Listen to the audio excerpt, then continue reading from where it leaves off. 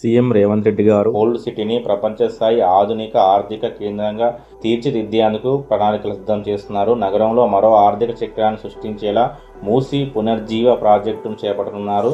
ప్రపంచ స్థాయి గుర్తింపు తీసుకొచ్చేలా నగరానికి గేట్వే ఆఫ్ హైదరాబాద్ పేరిట ముఖద్వారం నిర్మించనున్నారు.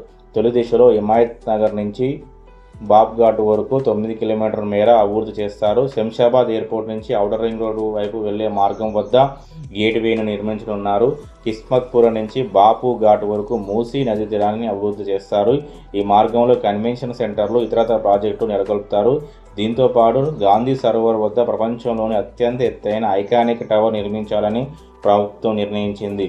ప్రాజెక్టు ప్రణాళికలను వెంటనే పూర్తి చేసి 2 నెలల్లో టెండర్లు పిలవాలని పురపాలక అధికారులకు సీఎం రేవంత్ రెడ్డి ఆదేశాలు జారీ చేశారు. అయితే ఈ ప్రాజెక్టు ఉద్దేశం ఏంటంటే వివిధ ప్రాంతాల నుంచి వచ్చే పర్యాటకులకు స్వాగతం పలికేలా గేట్వే ఆఫ్ హైదరాబాద్ నిర్మించనున్నారు. హైదరాబాద్తో పాటు తెలంగాణకు ఆర్థిక శక్తి ఇచ్చేలా మూసీ పునర్జీవ ప్రాజెక్టులో వివిధ అంశాలను చేర్చారు. ఓఆర్కు ఒకవైపు ఎకో థీమ్ పార్కు అభివృద్ధి, మరోవైపు బాబ్ ఘాట్ సమీపంలో మరో ఐకానిక్ టవర్ నిర్మాణానికి ప్రణాళికలు రచిస్తున్నారు. వీరి డిజైన్లు సిద్ధం చేస్తున్నారు. సీఎం రేవంత్ రెడ్డి గారు ఈ ప్రాజెక్ట్ గురించి మాట్లాడుతూ ఆయన ఏమన్నారంటే, హైదరాబాద్ నగరంలో ఉదయం నుండి రాత్రి వరకు ఆర్థిక కార్యక్రమాలు కొనసాగుతూ ఉంటాయి. రాత్రి 7 నుంచి ఉదయం 7 వరకు ఈ ప్రాజెక్ట్ పనులు కొనసాగుతాయి.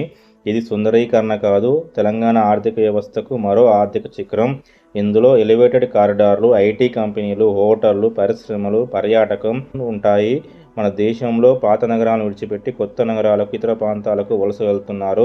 హైదరాబాదులో పాత బస్తీ అసలైన నగరం. దానికి పునర్జీవనం తీసుకొస్తాను. రానున్న 50 ఏళ్లను దృష్టిలో పెట్టుకుని నదికి ఇరువైపులా ఆర్థిక వ్యవస్థను సిద్ధం చేసేందుకు ప్రయత్నిస్తున్నాం అంటూ చెప్పుకొచ్చారు. సో అయితే ఈ ప్రాజెక్ట్ అయితే బాగుంది. తొందరగా ఫినిష్ చేసి నిజంగా తెలంగాణకు అభివృద్ధికి ఆర్థికంగా పనికొస్తే చాలా బాగుంటుంది. ఈ ప్రాజెక్ట్ విషయంలో మీరేమనుకుంటున్నారో కామెంట్ చేయండి. అలాగే లైక్ చేయండి, సబ్స్క్రైబ్ చేయండి. జై తెలంగాణ.